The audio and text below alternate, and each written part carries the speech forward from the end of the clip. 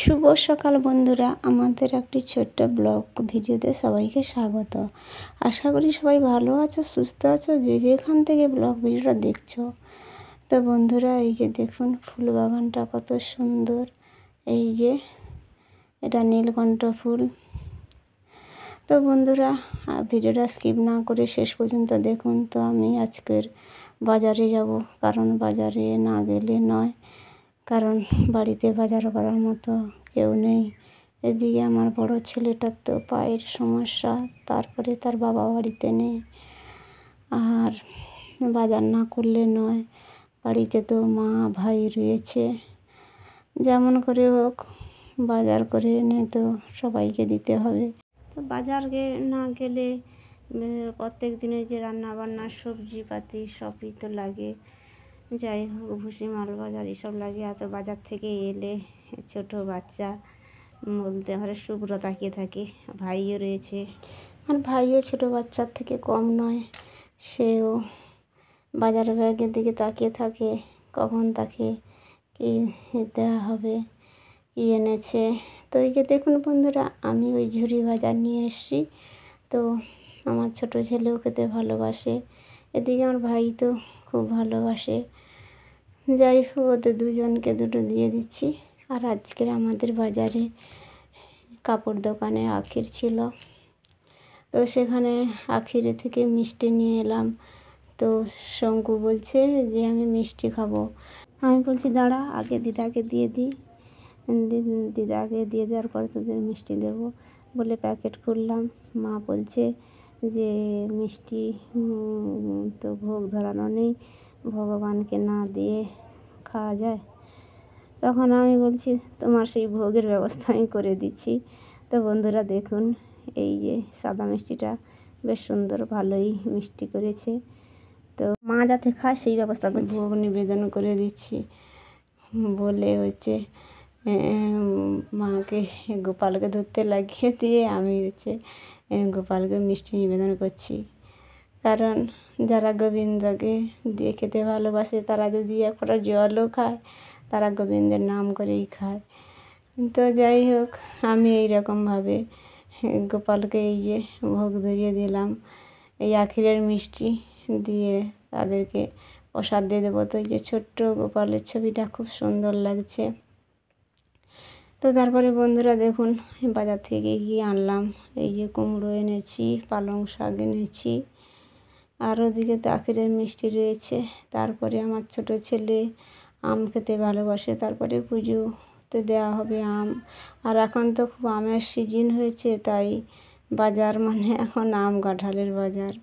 তাই এই যে আম নিয়ে এসছি, আর হচ্ছে এই যে দেখাচ্ছি কী কী এনেছি। তো বন্ধুরা, এই যে কাঁচকলা, তারপরে রয়েছে চিচিঙ্গা রয়েছে, আর রয়েছে এই যে পটল, উচ্ছে, আলু, টমেটো, এই সব মোটামুটি এই যে এই সব রয়েছে, এইগুলো বাজার করে এনেছি।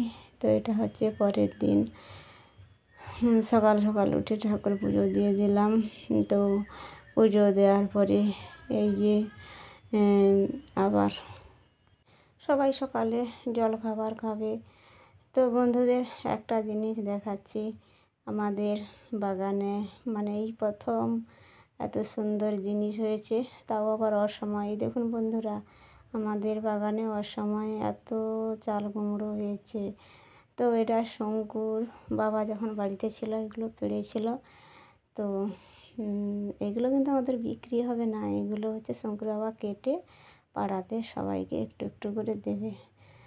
তো তারপরে আমি বলছি যে ওইগুলো আবার একটু বেশি দিন হয়ে গেলো পেকে যাবে, আর একই সবজি সব সময় খেতে ভালো লাগে না। তো যাই হোক, সবাইকে দিয়ে দিচ্ছে। তো তারপরে আমি বলছি যে বাড়তি হলে শঙ্কুকে বলছি যে এরপরে বাড়তি হলে তুই বিক্রি করবি, করে পয়সা নিবি, কারণ ছেলে তো বাইরে বেরোলেই তার পয়সা লাগে, আর শুধু আমাকে টাকা চায়। তো আমার তো আর সেই রকম কোনো ইনকাম নেই, যে মেয়ে ছেলের ইনকাম নেই, বাড়ির যে বউয়ের ইনকাম নেই, তাদের যে কত সমস্যা হয় তা ঈশ্বরই জানে। যে কোনো দরকারি হোক, ছেলেরা যদি কোনো আবদার করে তাই হচ্ছে সহজে মেটানো যায় না। তো সে যাই হোক, এই যে সকালে জলখাবার দিয়েছি ওদের, ভাত রান্না করে দিয়েছি, তো খাচ্ছে। তো খেয়ে দিয়ে শুভ্র স্কুলে যাবে, তো ভাই ছাড়তে যায়, কিন্তু শঙ্কু তো স্কুলে যায়নি। শঙ্কুর পায়ের এখন সমস্যা রয়েছে, তো পরে পরে আগের থেকে অনেকটা ভালো হয়েছে, তো স্কুল যাবে কিছু দিনের মধ্যে।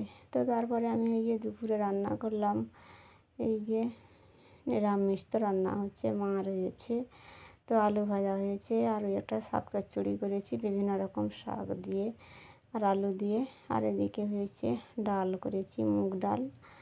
আর আমার ভাইতে একটু ঝোল খায়, আর মা হচ্ছে মুগ ডাল মানে ডাল খেতে চায় না, ওই তার জন্য আলু আর হচ্ছে কাঁঠাল বীজ আর হচ্ছে ওই বড়ি আর কচু দিয়ে একটা ঝাল ঝাল তরকারি বানিয়েছি, একটু ঝোল রেখেছি।